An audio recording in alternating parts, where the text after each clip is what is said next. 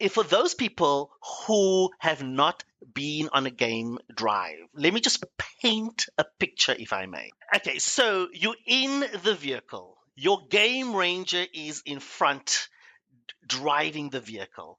And on the hood of the vehicle, there is a chair. And there is a tracker sitting on the hood of the vehicle. And most people go, why? Hello, everyone, and welcome to Travel Trends Season 5. This is your host, Dan Christian, and I'm excited to introduce our second deep dive of this season where we're going to take a look at the world of African safaris, an area of the world that I've had the privilege to travel to twice. And I've been really excited to bring this series together because not only is this a massive emerging destination, there's very unique complexities to the African continent, both given the history and the wildlife and conservation efforts and this rapid rise of luxury travel. And when we look at the demographic shifts that are happening in our travel industry, as we've talked about on a number of our episodes, including our adventure series, our deep dive into the world of cruises, and cruises was particularly interesting in season 4 because we have an industry that was going from 24 million passengers pre-COVID to 34 million travelers by 2030. And what's been fascinating to me, both on the podcast and my speaking engagements and various podcasts that I've been featured on, when I'm talking about the demographics and sharing some of the stats that are most important to all of us in this industry to understand where we're headed, not only in the next 10 years, but also by 2050. One of the interesting World Economic Forum stats is that we had 400 million travelers in 2024 and are expected to hit 800 million by 2050. So our industry is going to double. And if we look at the next 10 years alone, we're going to see a significant rise in travelers from the baby boom generation that are going to be spending much of their retirement savings on travel. So this entire sector is well poised for long-term growth. But if we look specifically at African safaris, there are some unique characteristics about this industry that I wanted to share that should set the stage for the conversations that we're going to have going forward. For example, African safaris are well positioned to capitalize on the dramatic increase in luxury travelers, but given the increased capacity, there's the constraints on the guest experience, especially given the conservation efforts that are required to maintain a lot of these lodges and game parks. But if we just look at the numbers, this was an industry that pre-COVID was somewhere around $20 billion in revenue, depending on the region you look at and the exact metrics, but nevertheless, it is poised to grow to about $30 billion by 2030. And some stats have this industry growing to more than $50 billion in the next 10 years. Now, there's no question that this is being driven by a rise in disposable income, especially amongst luxury travelers who are looking for amazing photography experiences and these premium safari lodges, private tours. But the challenges are certainly the high costs, which limit accessibility. And that's actually some of the challenge that one of our sponsors, Cloud Safaris, is looking to overcome. And there's certainly safety concerns that deter some travelers. But given the innovation in this space, especially around ecotourism, that is certainly going to open up a lot more opportunities for people to travel to the African continent and get to know many of these incredible camps and regions in Africa that are so unique and special. And we're going to spend a lot of time on that when we have our guests join us, as I wanted this series to profile the many amazing places you can explore in Africa, many places that I'm still very keen to see myself. And so I wanted to ask each of these experts to open up the continent to us and explain the entire evolution of safaris, some of the biggest trends that are happening in this space. And I wanted to speak to some of the key players that could help us all wrap our heads around African safari travel today and where it's headed in the future. So I hope you enjoy these series of conversations, and we're going to start with African travel and my good friend Sherwin Banda, who's going to join us for today's session. And then we're going to speak to Ian from Wilderness. Now, Wilderness is one of the largest operators of camps across Africa. It's an extraordinary company, and he's an expert in this space as well. And then we're going to speak to Cliff, who's based in Tanzania and runs Savannah Tours. I wanted to make sure we had a local operator as well. We have a really interesting and diverse mix of perspectives that will be finished off with Joshua from Cloud Safaris talking about how the retail space is going to be changed and how people actually book and experience these safaris. Now, their business has kindly opted to sponsor this series, and I just wanted to acknowledge Josh and the team who run cloudsafaris.com. And The reason that I actually thought it was a perfect fit for this is because they are focused on B2B. And of course, we are the number one B2B travel podcast globally, thanks to all of our listeners in more than 125 countries now, which is amazing. And these guys are building a B2B solution that is AI powered for travel agents focused on East Africa. And their smart tech allows travel agencies to build, customize, and quote safaris in just seconds. Their focus is to take away the complexity of booking safaris, and specifically things like child pricing, transportation logistics, or local hotel availability. So their AI solution is intended to make the process entirely seamless, saving you time and energy without compromising on the personalization or the quality, which is exactly what travelers are looking for in these experiences. Their co-founding team are travel agents, and all of them have engineering degrees. They are an impressive group of startup entrepreneurs, but Josh's family has actually been in the safari business for more than 50 years. So for more information, check out cloudsafaris.com to learn more about how your business can work with them. Thanks again, Josh and the team, for sponsoring this series. We'll be right back. Have you dreamed of seeing the Big Five up close or immersing yourself in the culture and beauty of Africa? With Colette, your dream safari is closer than you think. Since 1993, Colette has been crafting unforgettable safari experiences, ensuring every detail is expertly designed. From game drives and breathtaking water activities to meeting locals in their own communities, Colette safaris go way beyond just wildlife. They stay in hand-picked lodges and camps perfectly situated near parks and reserves, and they minimize one-night stays so you can enjoy 2 or 3 nights in each location, giving you ample time to unwind and connect. Whether you're an avid adventurer or a first-time explorer, a travel advisor, or a traveler listening to this podcast, they offer more than just a safari. It's a once-in-a-lifetime experience shaped by a team of passionate travel experts. Start your safari adventure today. Visit gocolette.com to learn more and discover a trip that is perfectly tailored for you. Explore, experience Colette. Check out gocolette.com. Hey, travelers, are you looking to book your next adventure? Then you have to meet our good friends at Flight Center, the travel-obsessed experts ready to make your next dream trip a reality. For over 40 years, they've been opening up the world to travelers from the UK, Australia, New Zealand, and now Flight Center Canada is celebrating an incredible milestone: 30 years of helping Canadians explore the globe. From their first store in Vancouver in 1995 to becoming the official travel agency partner of the Toronto Raptors this year, they've been at the forefront of delivering travel experiences. At Flight Center, travel is more than a passion. It's their expertise. From flights and accommodations to cruises and tours and even business travel, they handle it all. Whether it's crafting a tailor-made trip or tackling group bookings, they've got you covered. Plus, with exclusive perks like their new Bundle and Save, $500 on tour and cruise packages, there's never been a better time to plan your getaway. From the smallest getaways to the biggest bucket list trips, your travel goals are just a call or a click away. Visit flightcenter.ca/travel trends to explore the latest deals, learn about emerging travel trends, and start planning your next trip.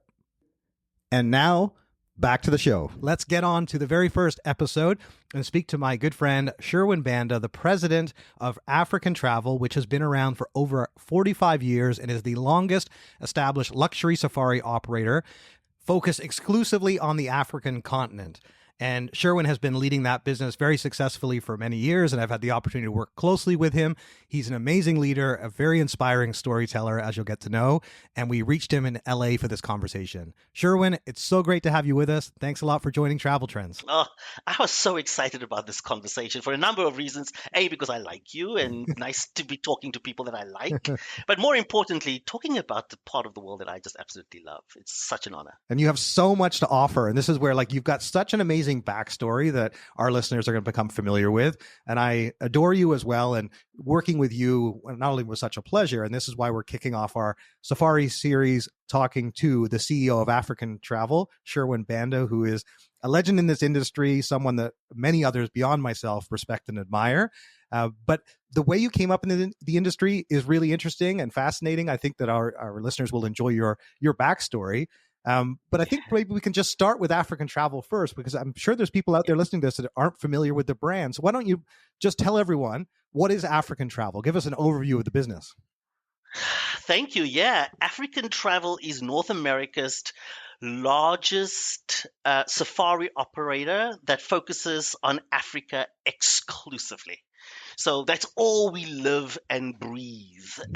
Every one of our team members has actually lived in Africa, was born in Africa, or traveled to Africa so many times that we know how to craft experiences that would make not only a lasting impression on our clients, but have meaning to them and gratitude because they have traveled. So it's a really special brand, and I love talking about it. Oh, that's fantastic. Well, obviously, full credit to yourself and Lucille, of course, too, who we both work Yes. closely with, because you both were the reason that I had an opportunity to travel to Africa twice. And I still remember the line that she had shared with me is that, if you can only go to two continents, go to Africa twice. And, and Yeah. for you to have the privilege of not only having had that background and experience, and now obviously living in LA as you have for many years, but let's get into your backstory, Sherwin. So tell us a little bit about your background in Cape Town and how you Yes. got into the hospitality industry, because you were in hotels before. But yeah, tell us a bit about your background, please. Yeah, so I was born and raised in Cape Town, South Africa. So that's where my roots are. I'm one of four kids, and I give that context because I was born into the apartheid era of South Africa. And so my education took a very different route compared to most people here in North America.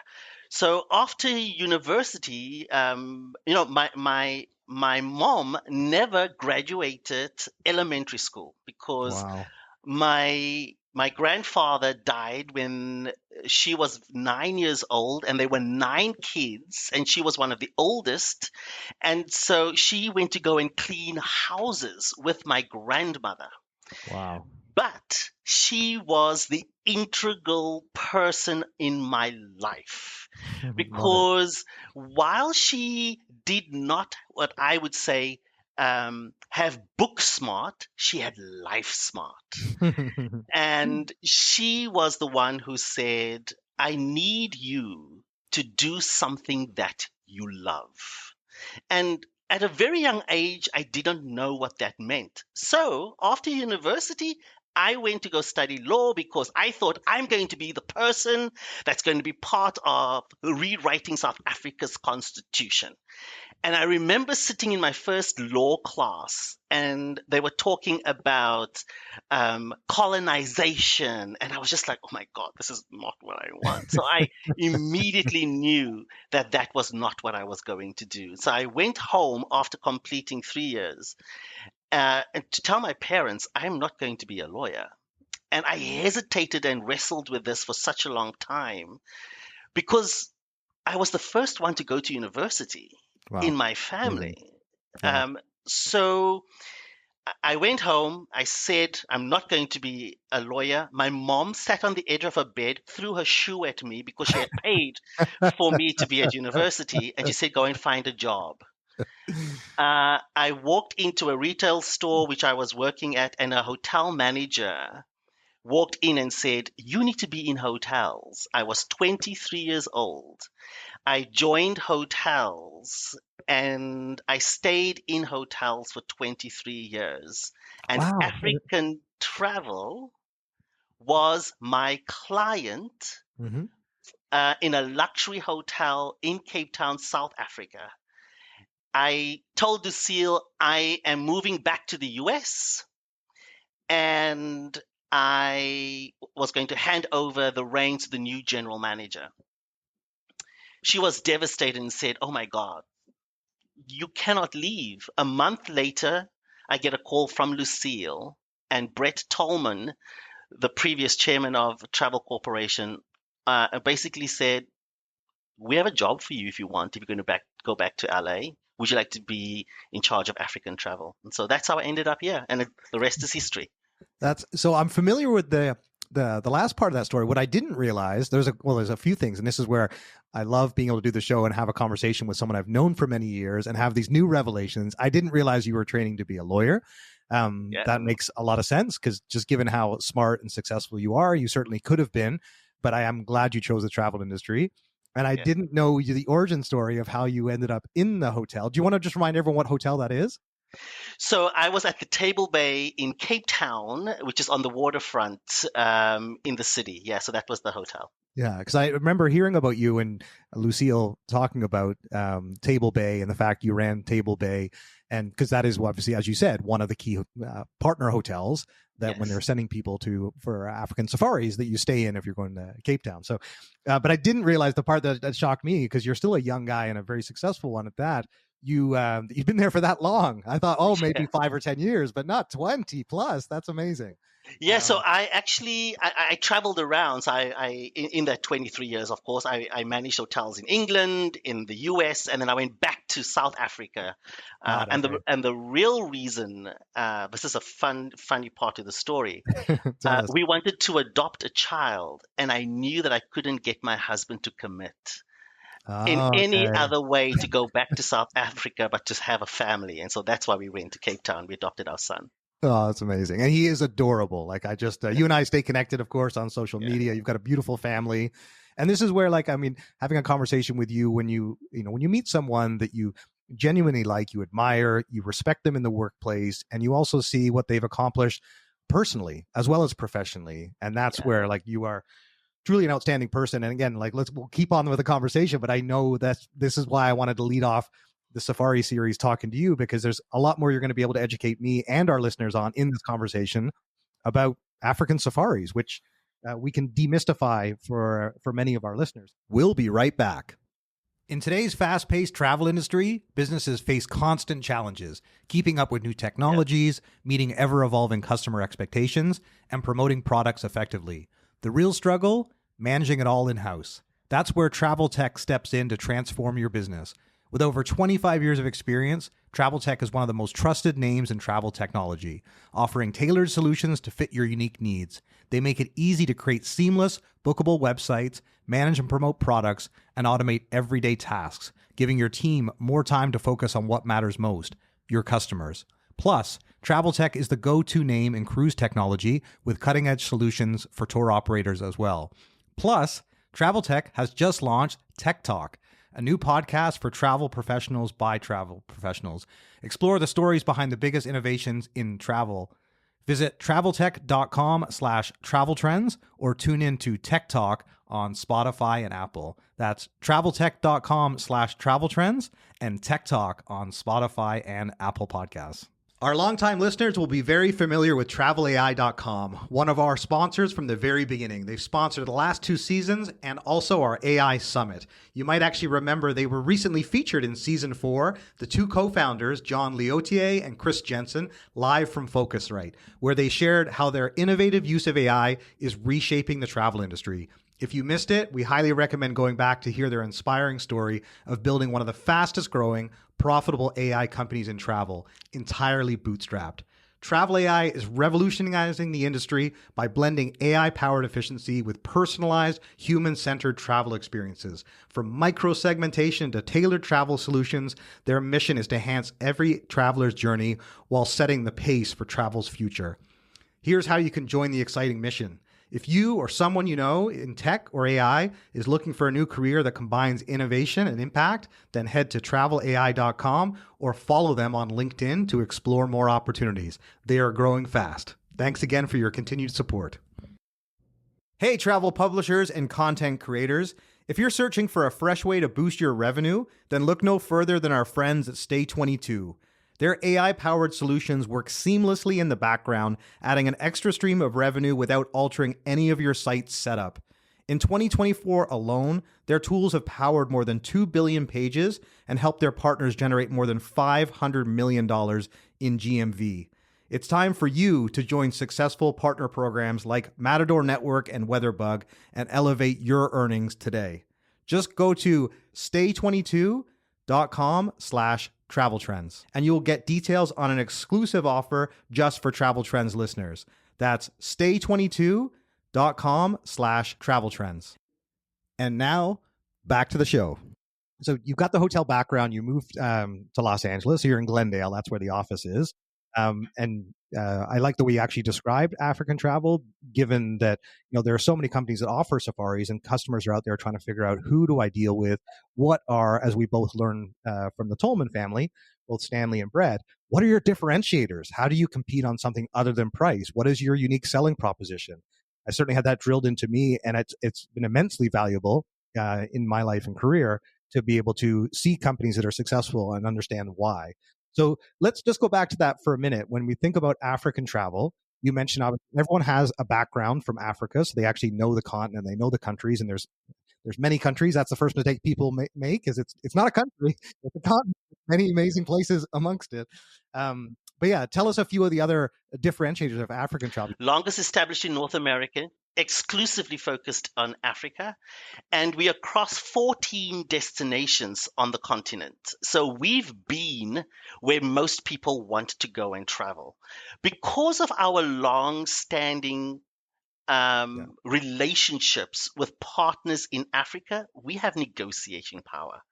So we are able to Mm. leverage our learnings of our customers to challenge partners to deliver experiences that are unique and meaningful for people looking to go to Africa. And so that's one of the most important, I think, differentiators compared to anyone else. As we'll get into now, like the evolution of safaris, some of the top destinations, all the things that you have a great expertise in, and then we'll get on to some of the trends that we're seeing in safaris today and where you think it's headed. But let's bring everyone on that journey, because even when I had a chance to go, and I've learned so much in my 2 trips, because there's kind of 2 places that, there's South Africa and then there is East Africa with Kenya and Tanzania. And those are my experiences, but there's so much more. As you mentioned, 14 different destinations. And Lucille had highlighted to me when we were working on the website and building out a map that to actually pull out the highlights of why you would be going to Tanzania, or why you would be going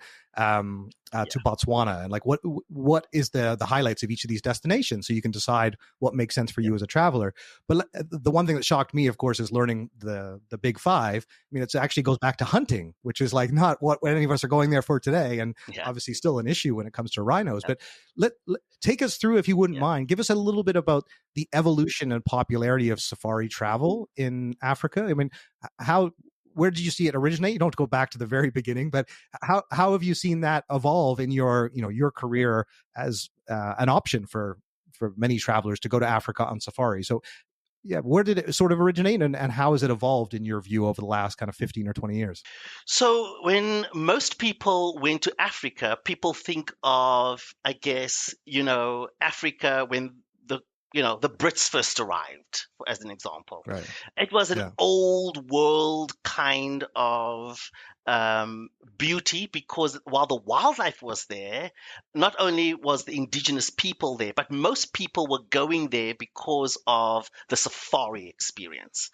And so initially, it was to house people in safety when they come to the destination. Now, over the years, those accommodations has evolved so much so that if you were to picture the 4 seasons in the bush, imagine that and so much more. People now can stay in the bush, in the lodge, and still be connected to their world through digital connectivity. But that's just one aspect of it. It started off with big game hunting. Today, we do wildlife game viewing from the safety of a vehicle, but that too has been elevated. You can now get out of the vehicle and do walking safaris, where you don't have the hum of the vehicle, but you get to really walk the earth with the safety of game rangers, but also you get to do that at night. So it's not just daytime. And then my other favorite thing about safaris is being able to do horseback riding or even cycling when you are on safari. Obviously, safety is always the primary concern. We can do that also in the Okavango Delta with water-based activities. But the most important thing that I love is the cultural and community-based safari initiatives. Connecting with these ancient cultures is just something that brings Africa to life in ways that you wouldn't be able to do or experience had you not traveled. Yeah, no, I appreciate that context, and of course, we have the colonial past to deal with in terms of how Africa was created, the various countries divided up, and the complex history there. The reason I was asking, just and you obviously mentioned about South Africa and apartheid, and obviously that challenging time for the country. So there's, I just always find it interesting when you look at how travel has evolved. There's certain things you can trace back that actually make sense, that's why the industry started in certain places, like in South Africa with safaris and then Eastern Africa. But obviously it's connected to animal migrations as well. So let's maybe, for someone who has not been on a safari yet, so I rewind time when I was speaking to both yourself and Lucille, and you guys where you have to go to South Africa, and it was definitely it was a great place to start. So we're having a few days in Cape Town, and then going to a private game reserve near Kruger National Park, and that seemed to be one of the main itineraries.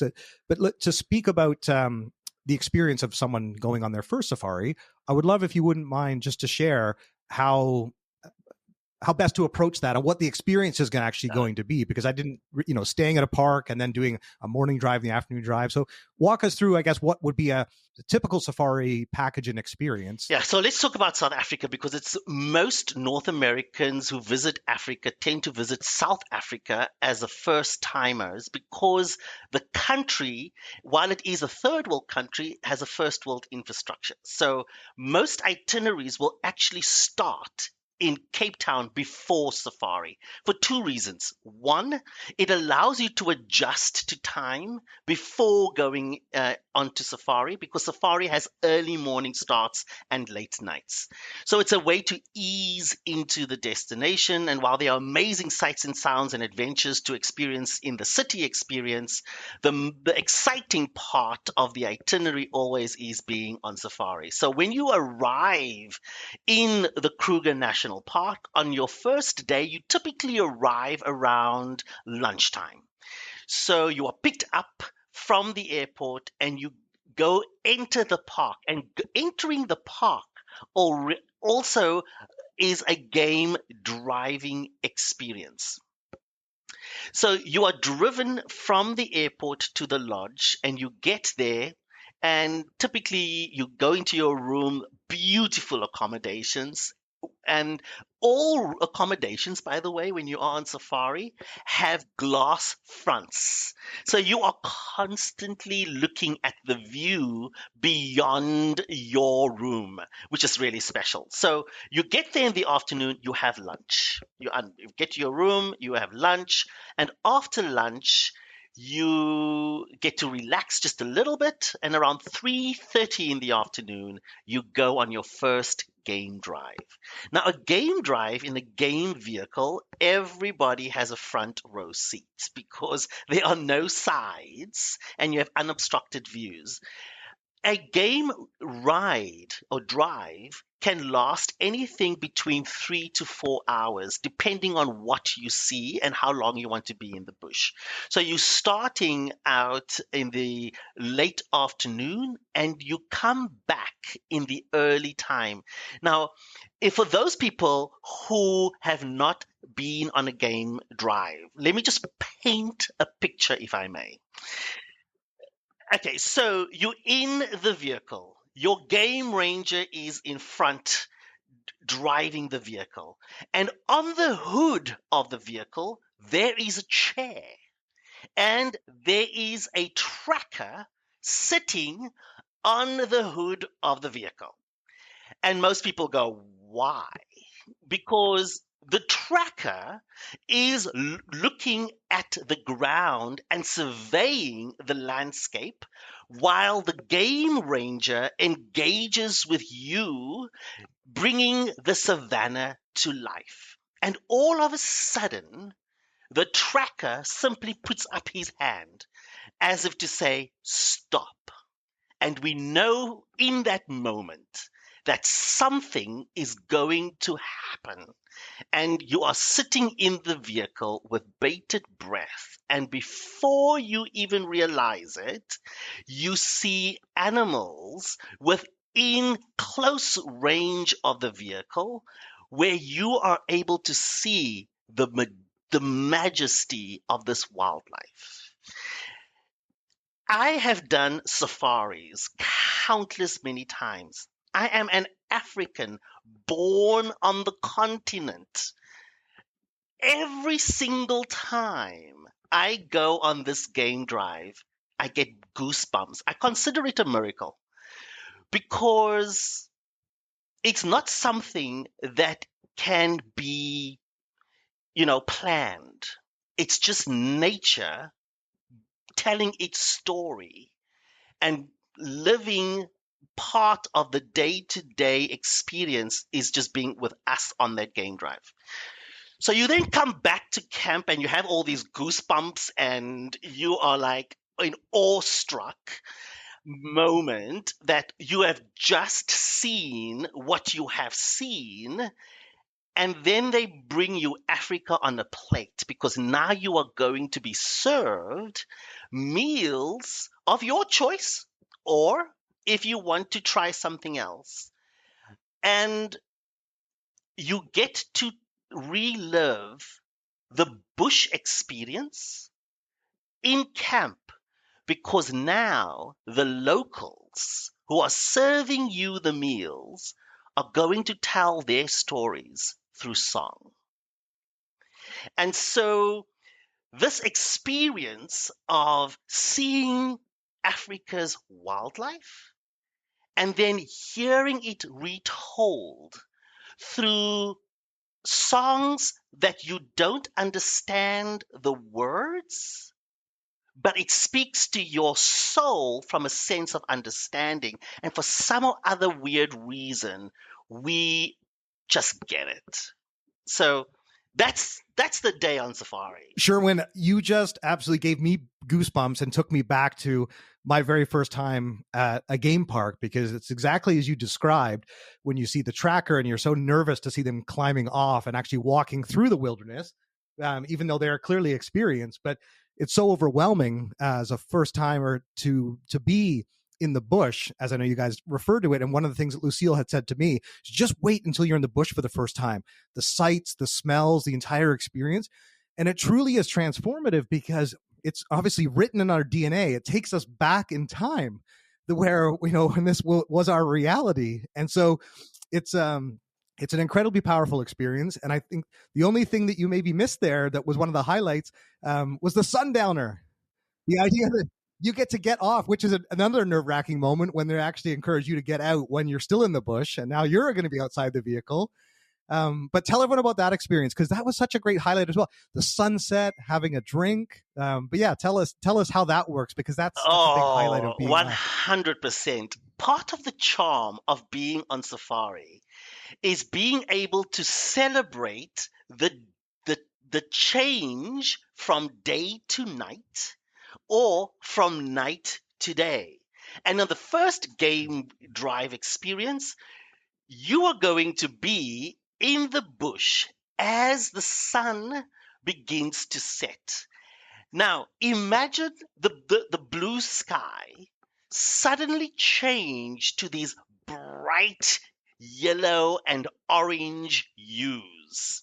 And as you look up at the sky, what becomes really special, because there's no light pollution, you get to see nature on full display. And that's the moment when the vehicle stops and you get out of the vehicle and the guides prepare a drink and eats for you. Now, drinks in the African bush just taste differently because not only are you there surrounded by the smells of nature, but the drinks that we have in Africa, these sometimes are unique products of that particular place. One of my favorites, and I don't know if you had this when you were there in South Africa, amarula.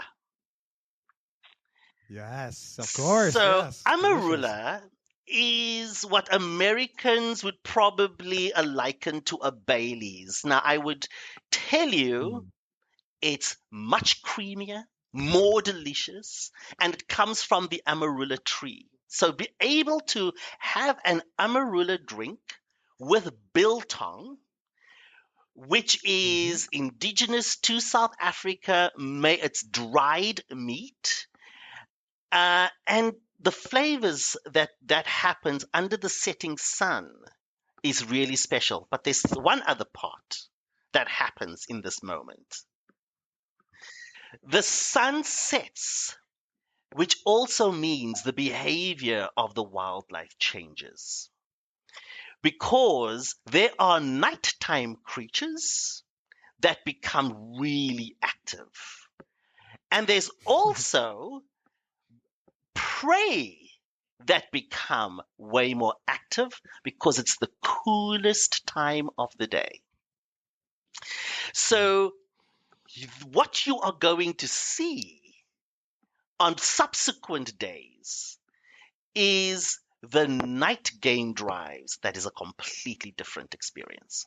Well, the night game drives exactly you described, because they're more active at night, which makes sense. So it's unlike a Disney experience where they're trying to cater to when the tourists want to be able to see animals to when they actually are naturally active and in their natural habitat, which is the ultimate experience. When you think about the number of days, I think we had done 3 days initially. What do you say is typical for people for the game park for part of their trip? Is it like 3 to 5 days? Is that sort of what you would recommend? If you're going to South Africa, absolutely. Yeah. I mean, you could stay in the bush for multiple days, and every day would be a different experience because no two game drives are the same. But you would not do anything less than 3 nights, right? Because 3 nights gives you 2 full days of game viewing, and you don't want to have anything less than that. Yeah. And you highlighted too, I mean, the quality of the accommodation and the food is extraordinary, and obviously the culture. So that's where like you're astounded on multiple levels. 100%. Well, let's talk about some of the other destinations too. I mean, I guess keeping with the primary destinations of where people go to on safaris, walk us through, if you wouldn't mind. Obviously, I can't go into great detail on every one of them. I'd love to. We probably need to make this a 3-hour interview, and maybe we can come back if people are loving this so much and they want a part 2 and a part 3. I mean, I could talk to you all day, and I could talk about this subject. So but yeah, tell us about a few of the other destinations like East Africa. What would be, what should be on the top of people's list outside of South Africa? And what would be the reasons that they would travel to those areas versus South Africa? So while South Africa is amazing and great value for money, and you're going to get very close to the wildlife because you're going on private concessions, what makes Kenya and Tanzania, East Africa, so special? Most people go, this is a wildlife game viewing experience 24/7. So if you're going for 10 days, other than your arrival day and departure day, which will be out of a city hub, the majority of your experiences are going to be in the African bush. Now, imagine a world where you would see 1 million wildebeest, and interspersed with the wildebeest, another 100,000 zebra and other plains animals. The wildlife density of East Africa makes the destination completely unique, because the Masai Mara and the Serengeti is home to the greatest migration on Earth. So it is a special place for those wildlife enthusiasts who want to see Africa's wildlife 24/7 on full display, mixed in with indigenous cultures like the Maasai. It makes for a truly meaningful and exciting destination. But there's one other East Africa destination, if I may. Go, please. Rwanda. Yeah. Rwanda, to me, was a place that left me not only, I would like to say speechless, but it left me feeling really emotional. Because when you understand Rwanda's story, it was only in like the 90s where they had a horrible genocide. And if we look at Rwanda today, it is the poster child for tolerance. And when you go there and you meet its people, it just hits differently. But then, Yeah. secondly, if you go to the rainforest and you see a mountain gorilla, a silverback, you're on foot and you see the silverback with its troop of gorillas. And when they look at you in your eyes, it's something eerie because it looks as if it's a human looking back at you. For Don't sure. forget that we have 98% of the same DNA. So it's a Yeah. remarkable destination. I can talk about East Africa all day, but I don't have that time like you mentioned. No. But that's so. Kenya and Tanzania was truly extraordinary for us as a family who were traveling with kids. The one thing that people had said to us is many people were waiting till they're retired or these are retirement trips, and the number of people that commented that we had young kids and what a privilege it was for them. And I couldn't agree more. And I'm saying that because I actually just encourage anyone out there that's holding off on a trip like this is like, take the family, take the kids, and it's not as expensive as you might think compared to other holidays. So keep that in mind. It's but the fact you actually mentioned Rwanda is really meaningful for a couple of reasons. One, I had Charles Shima on the show, who is a survivor, and he emigrated to Canada, and he's runs a travel company, and a really amazing success story, given the challenging circumstances in which he arrived in Canada. But what a number of people have commented to me. So Matthew Upchurch, from the CEO of Virtuoso, whom you know, and my good friend Shane, who runs the head of travel for Microsoft. Both of them were at the WTTC conference last year in Rwanda. And Shane said to me, you have to ask Matthew Upchurch in the interview, which has been our most popular interview that we've ever done on the show, because just like you, he's an amazing storyteller and just has such a deep knowledge and expertise. And that's why I think this one is going to be, this is going to rocket to the top, maybe even give Matthew a challenge. But when I asked Matthew about that experience, and he was more or less saying it was the most profound travel experience he's ever had. And this is someone who has been staying in the most luxurious hotels around the world.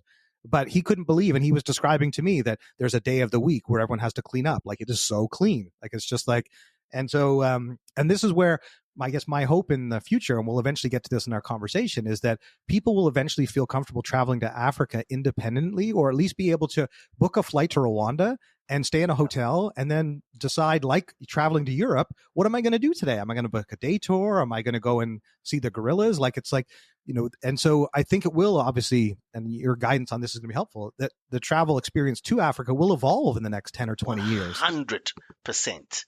100%. And I think you actually made a very important point. I think, as we talk about the evolution of travel, I think people are making different choices around how they travel and where they travel to. Now, traditionally, people would think of a travel vacation. Now I think people are prioritizing those meaningful bucket list experiences, because what we've learnt very recently in the post-COVID world, putting things off for another day is no guarantee. For sure. Yeah. So tell us that. So yeah, I'd love to hear your views on why, because since you speak to all these customers and you have such a finger on the pulse of what's happening in with safaris, is what do you think has caused the rise in popularity with safaris? Obviously, the change in demographics is one thing, more luxury travel. So I mean, there's a few things that are going in the favor of safaris. But I think what you're pointing out is, and what you and I have both been describing, which is, what I came to experience once I had the trip and I wanted to go back. And it is a place that when I speak to Pete Raleigh, who's a very good friend, I worked in the travel industry for 20 years. I worked with him at G Adventures. He's based in Melbourne, Australia. He spent months and months in Africa. And it's his favorite destination by far. And people that are more experienced in travel, it's just, you just continue to hear how much they love traveling to various parts of Africa and how meaningful it is. So yeah, tell us, if you wouldn't mind, what you think are some of the things that are driving it, and how it's changed the experience. So I'm assuming that's also, and you were talking to this a little bit at the beginning about the types of experiences that people are seeking. Like, how's the offerings that you African Travel catering to those customers? How has that evolved as well? Yeah, we have seen definitely safari travel evolving with several key trends influenced, I think, by the shifting traveler demographics and, new interests. The one thing that we have been seeing, certainly this year and certainly in the last 2 years, the rise of private and exclusive safaris. People often ask me, you know, um, what is your definition of luxury? And I don't equate that to price. I equate that to exclusivity. That's the new luxury that we are seeing. And it just so happens that people are prepared to pay for it. People want to travel to destinations that are less crowded, and they want to do that in a very intimate and meaningful way. So, luxury meeting that exclusivity, but also luxury meeting sustainability. Clients are prefer um, supporting brands that have a proven track record with regards to sustainability. So supporting local communities and wildlife conservations is really, really important, which is why I'm so proud to be part of a company that lives and breathes Make Travel Matter experiences. And these are unique experiences that are vetted to give back in good, meaningful ways to the places and the people that we meet and visit. The other thing that we also are beginning to see in our business, particularly, is this um, need for wellness and more of a mindful safari travel experience. I know anyone who is a parent. I am a parent of a now almost 13-year-old. And that comes with its own sorts of challenges, which I thought dealing with Big Five was a dangerous affair. This is another thing. But the ability to have my son go with me to Africa and have a digital detox, Mm-hmm. Yeah. us as a family, where we can disconnect from the everyday technology and be fully immersed, not only in the nature and the experiences, but with one another. For sure. This is gaining popularity, especially around burnt out people, whether that is work related or just life related. Yeah. And so those experiences are shifting how people are now looking for different experiences. And so the off the grid experiences are becoming way more popular. Yeah. Intimate experiences are definitely the experiences that most people want and prepared to pay for. But the third thing I also want to highlight is people are not looking for an off the shelf kind of experience. They are looking for that experience that is uniquely designed to their interests and their, you know, travel style. My mother-in-law, I love her. I love traveling with her. But if I took her on a 5-day or more safari experience, she's going to be like, okay, I've seen a zebra now a thousand times. I'm ready to see something else. So I know that while we're going to do safari with her, it's not going to be a 10-day safari. And so Mhm. as we travel with a multi-generational family, everyone's needs is so different and unique. And that's why tailor making experiences are so important. Yeah, no, you hit on all the major trends there, Sherwin. I mean, from sustainability, ecotourism, luxury, multi-generational travel, and the uniqueness that, for honeymooners, the idea that you can, because you even mentioned about intimate, which is actually one of the themes we have in this, is sexual wellness. Like that actually is, within wellness, there's all these other concepts that for a honeymoon to be able to sleep out under the stars and be able to have that intimate experience, like there's so much to offer for everyone. So you hit on all the biggest trends. We'll be right back. Are you looking for ways to grow your travel business through paid media and optimized SEO? Then you have to check out our friends at Propellic.com. They are the leading digital agency for growth in travel and tourism. Propellic offers bold digital marketing strategies to ensure your travel company's success. They have a remarkable methodology that has actually been implemented by travelai.com, and they are a leading SEO agency globally and offer a range of resources, a podcast of their own, a blog on their website, propellic.com. That's propellic.com. And don't forget to mention Travel Trends for your free marketing audit. Did you know that over 20% of people who purchase a ticket will upgrade to a refundable option when given the choice? By offering Refund Protect, you make it easy for your customers to protect their ticket purchase against emergency circumstances like illness, injury, accidents, and more. Whether you're an airline, hotel group, tour operator, ticketing platform, OTA, or transport solution, when you partner with Protect Group, your customers get peace of mind and you generate extra revenue. With a Trustpilot score of 4.8 stars and over 31,000 reviews, they treat your customers as their own, earning the highest customer ratings in the industry. To find out more, check out Protect Group at protect.group. That's protect.group.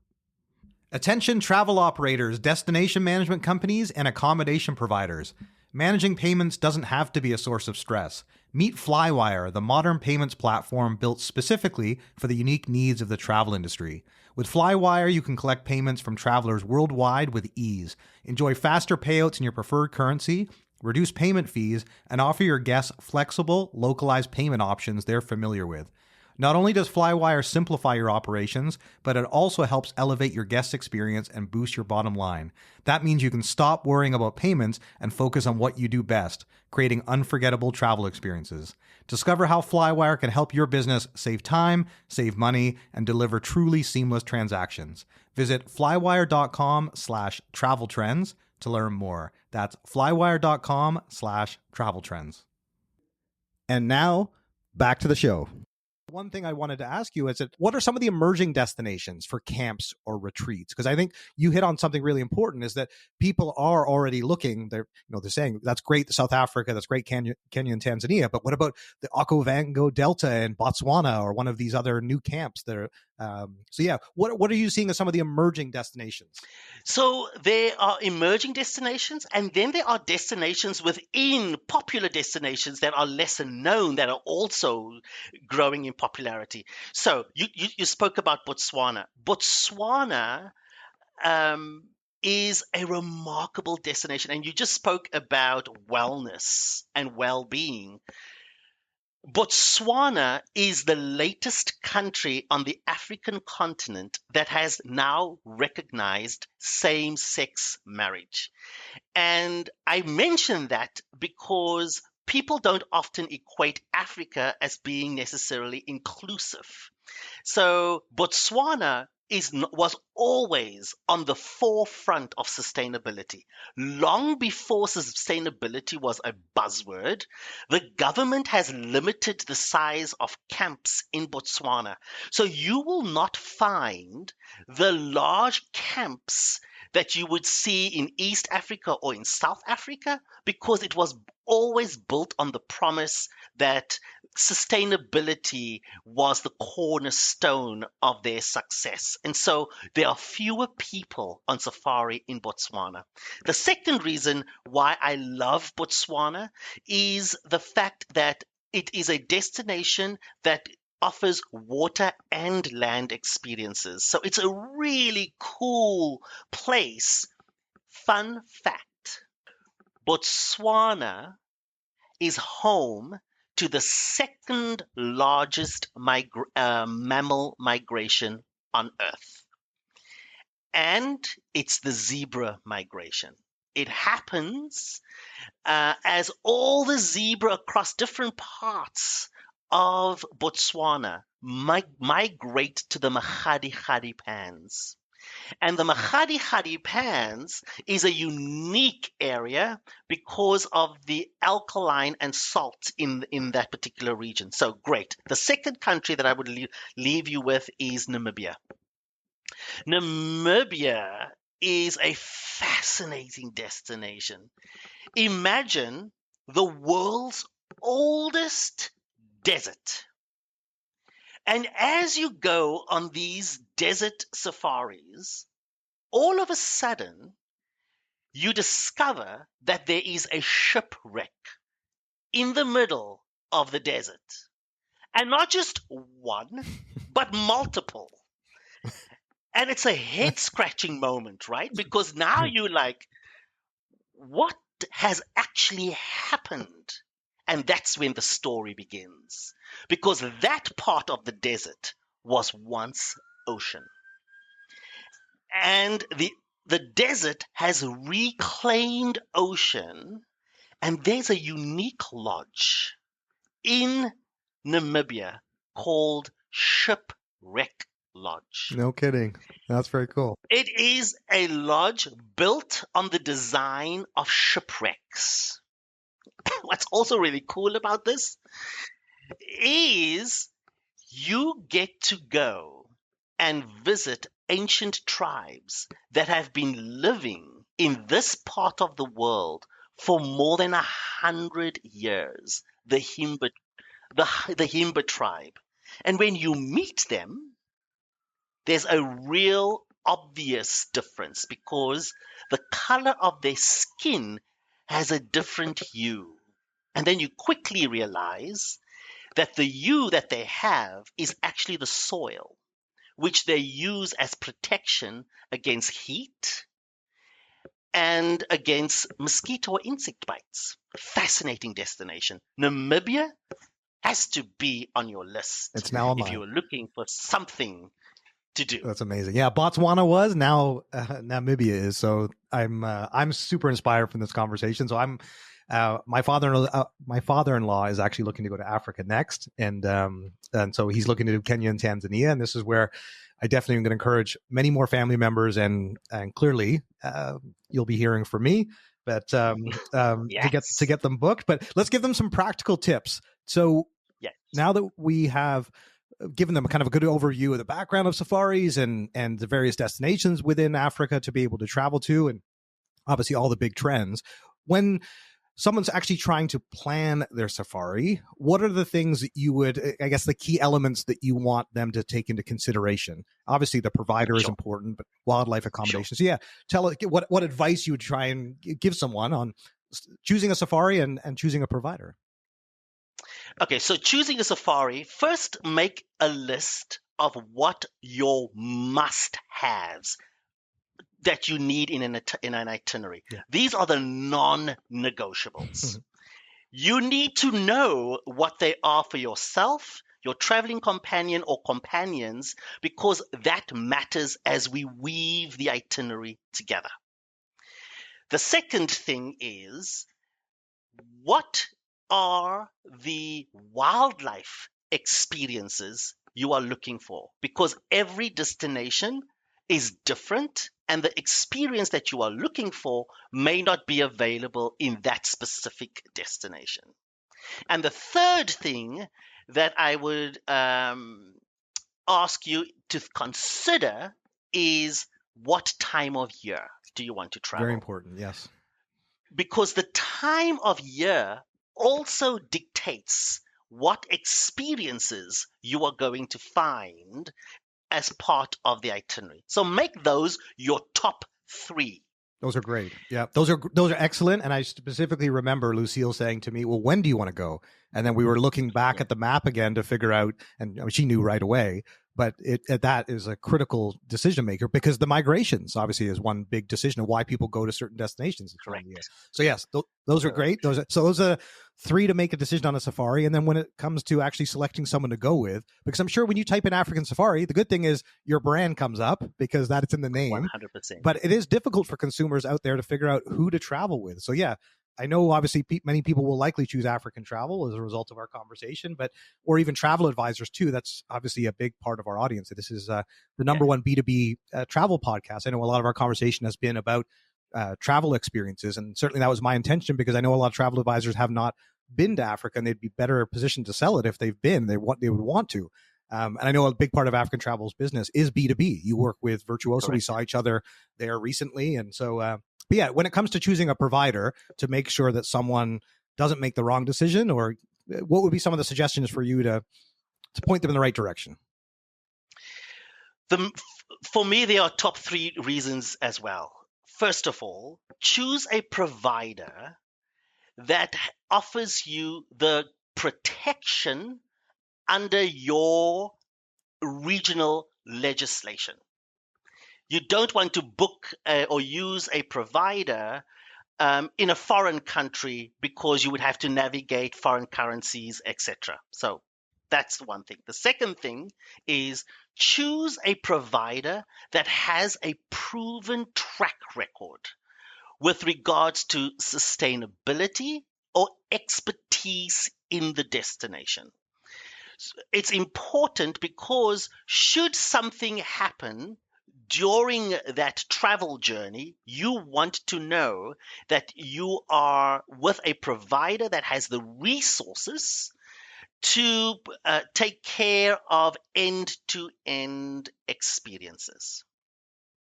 And then thirdly, choose a provider that can offer experiences beyond the normal just safari experience.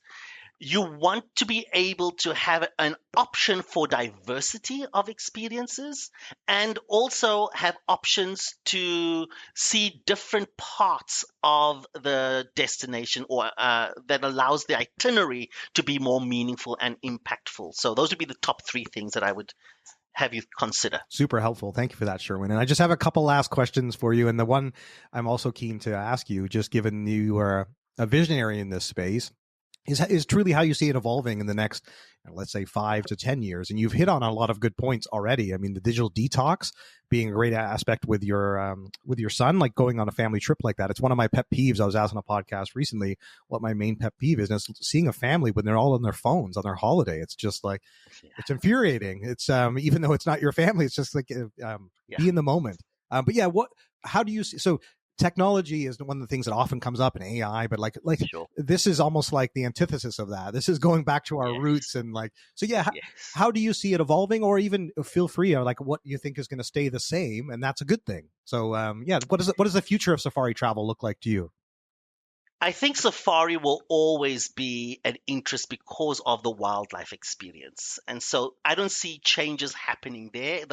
The only thing that I do see is that clients are now wanting to go beyond the veil of the game driving experience. They want to be actively involved in the conserving or the conservation of wildlife. And so there are experiences that clients can pay for that allows them to be part of animal tracking, research projects while they are part of the game drive. But there are also opportunities for people to get involved in anti-poaching initiatives. Top tip, when you are on safari, turn off your GPS tracking on your digital device, because when you post pictures on social media, the embedded locations are not part of that post, because poachers will search the web for latest posts to come under the cover of darkness and do those animals harm. So people are looking for ways to support conservation efforts as part of the experience. What we are seeing from a lodge perspective, more and more our properties are going off-grid. They want to also introduce quieter, eco-friendly game drive experiences so that they don't disturb the wildlife. But they also increase the client's wildlife experience. A great experience that people could even think about is also working with the anti-poaching teams to help collar and track rhinos or other big prey. So that's where I see the biggest trend going in the next near future. Yeah, no, thank you for that. And I'm really glad you mentioned conservation as a good topic to finish off on, because as we look at 2025, the number of travelers we had globally in 2024 was about 400 million. And the expectation by 2050, it's going to be 800 million. And so our industry is going to double. And how can we accommodate for that? And in many ways, in many ways, that's a positive thing because that's a rising middle class. It's more people having the opportunity to travel, which is a good thing. But conservation has never been more important and is only going to continue because as people have had those experiences, you need to protect them for future generations. So, and the rhino, when you highlight that, I think it's one of those things that's almost shocking because it's something I think we've heard about for so long, but it's just remarkable that there's still so much more needs to be done to address this issue and protect the rhinos. And like, so yeah, conservation. And I love that you talked about off the grid, and it's just like and this, I guess, it's really exciting to track and follow where this is headed. And I'm already looking forward to our next conversation. So I wanted to say not only thank you for joining me for this conversation, but thank you for your ongoing friendship. I adore you and the whole team. And yeah, I always look forward to seeing you. I really appreciate making the time for this. But let's let all of our listeners know how they can find out more information. And again, this could be consumers that might want to book with African Travel, but many of our listeners, of course, are travel agents that will all of a sudden go, wait a second, I should be booking with African Travel. So feel free to address both audiences where they should connect with you or follow up with African Travel. First thing I would say is find a travel advisor because a travel advisor will be a great resource for you beyond Africa to all the places that you dream of. And if you want to find us, you can visit us at africantravelinc.com. That is our website. And all of our contact details are there. That's great. And I remember that site very well because obviously we worked on that together, and it's still a source of pride and joy that site looks as good as it does. And so, yeah, I definitely encourage everyone to check out African Travel Inc. That was the important part of the .com. But yeah, no, thank you again, Sherwin. I wish you and the team every success in the year ahead. And I look forward to seeing you again in the very near future. So thanks again for joining us on Travel Trends. Thank you, Dan. You're the best. Thanks so much for joining us on the latest episode of Travel Trends. I hope you enjoyed the first episode of our deep dive into African safaris with Sherwin Banda from African Travel. He was certainly such an inspiring storyteller. I think this episode is going to get a lot of interest, and I just wanted to encourage anyone that was inspired by this to post your comments on any of the social channels or wherever you found this podcast. Feel free to write a review on Spotify or Apple, or just comment where you found it, because we'd love to see that and be able to share that back with Sherwin and the team.